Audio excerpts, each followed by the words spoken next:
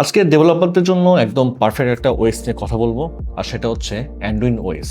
আপনি জানলে অবাক হবেন যে একজন মাইক্রোসফটের ডেভেলপার নিজে এই লিনাক্স ভিত্তিক ওএস বানিয়েছে, যেটা দেখতে একদম উইন্ডোজ 11-এর মতোই। যদিও তিনি এক্স মাইক্রোসফট ডেভেলপার, তারপরও আমার অবাক লেগেছে যে উইন্ডোজ প্ল্যাটফর্মে থাকা কেউ একজন লিনাক্স ডিস্ট্রো ডেভেলপ করেছেন। ওনার লক্ষ্য ছিল একটাই, উইন্ডোজ ইউজারদের লিনাক্সে আনা, আর অ্যান্ড্রয়েড ওএসে আসার পর যেন মনে হয় আমরা উইন্ডোজেই আছি, বাট আরো বেটার অ্যান্ড স্মুথ ফিল করেন। হয়েছেও সেটাই। তো যাই হোক, আজকে আমরা অ্যান্ড্রয়েড ওএস নিয়ে ডিটেলসে কথা বলবো। লিনাক্স কেন ক্লেম করছে যে ডেভেলপারদের জন্য পারফেক্ট এই অ্যান্ড্রয়েড ওএস। হাই, আপনি দেখছেন কিউবিটস টেক, সাথেই থাকুন।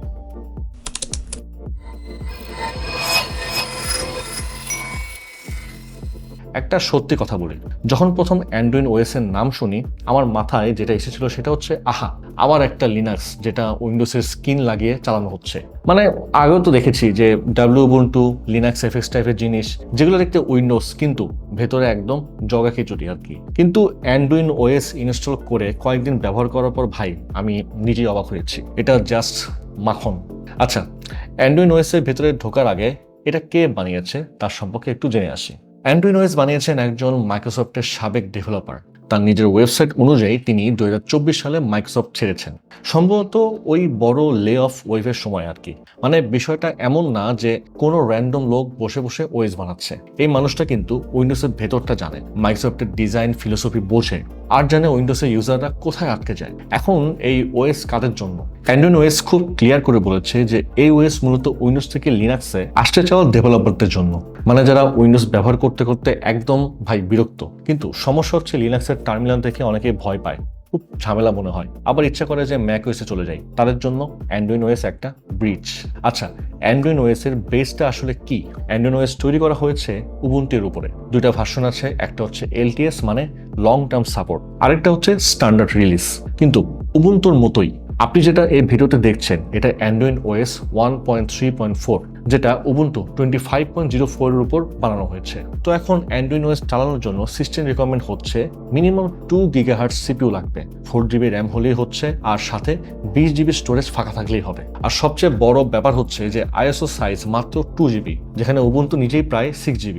তো যাই হোক, এবার ইনস্টলেশনের এক্সপিরিয়েন্সটা একটু বলি। ইনস্টলেশন একদম উবুন্টুর মতোই, কিন্তু একটা জায়গায় একটু ডিফারেন্স আছে।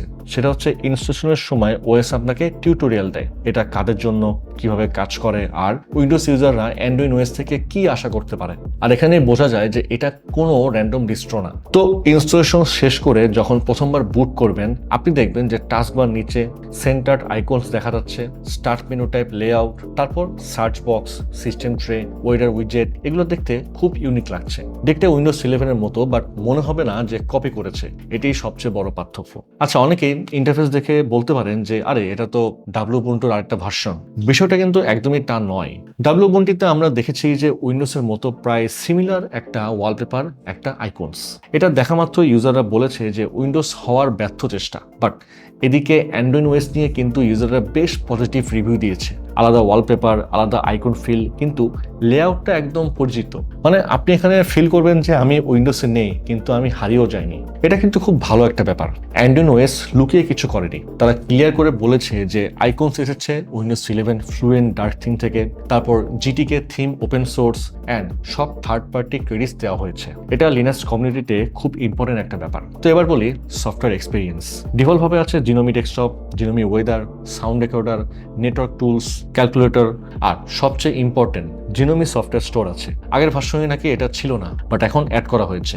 এখন উইন্ডোজ ইউজারদের জন্য কেন এটা ভালো? একটা উইন্ডোজ ইউজার যখন প্রথম লিনাক্সে আসে, তারপর যেটাতে আটকে যায় তা হলো টার্মিনাল, প্যাকেজ ইনস্টলেশন আর আপডেট সিস্টেম। তো অ্যান্ড্রয়েড ওএস কিন্তু এগুলো আস্তে আস্তে শেখায়, আপনি সহজে বুঝতে পারবেন। আপনি চাইলে GUI দিয়ে কাজ করেন, আবার চাইলে টার্মিনাল ব্যবহার করেন, আপনার ইচ্ছা। এখন সব ভালোর কিছু খারাপ দিকও থাকে। তাহলে কথা বলি এখন অ্যান্ড্রয়েড ওএস এর লিমিটেশনস নিয়ে। তো একদম সত্যি নিজের কথাই বলি, আমি নিজে কিন্তু এটা ডেইলি ড্রাইভার হিসেবে অ্যান্ড্রয়েড ওএস ব্যবহার করব না। এখন বলবেন আপনি কেন? কারণ হচ্ছে এটা এখনো স্মল টিম প্রজেক্ট।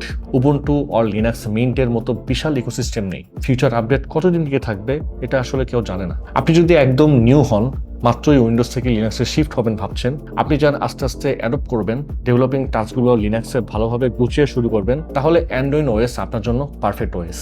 এক কথা আমি বলবো যে অ্যান্ড্রয়েড ওএস যদি নিয়মিত আপডেট দেয়, কমিউনিটি তৈরি করে, ডকুমেন্টেশন ঠিক করে, তাহলে এটা হতে পারে বেস্ট ট্রানজিশন লিনাক্স ডিস্ট্রো। তো এই ছিল আমার অ্যান্ড্রয়েড ওএস নিয়ে একটা বিস্তারিত ডিসকাশন। যদি আজকে ডিসকাশন আপনাদের ভালো লেগে থাকে তাহলে অবশ্যই এই ভিডিওটি শেয়ার করতে ভুলবেন না। আর যদি কোনো প্রকার কোয়েরিজ থাকে তাহলে অবশ্যই কমেন্টস করতে ভুলবেন না। আজ চলো এখানে শেষ করতে হচ্ছে, দেখা হবে পরে কোনো ভিডিওতে নতুন কোনো টপিক নিয়ে। সে পর্যন্ত ভালো থাকুন, সুস্থ থাকুন।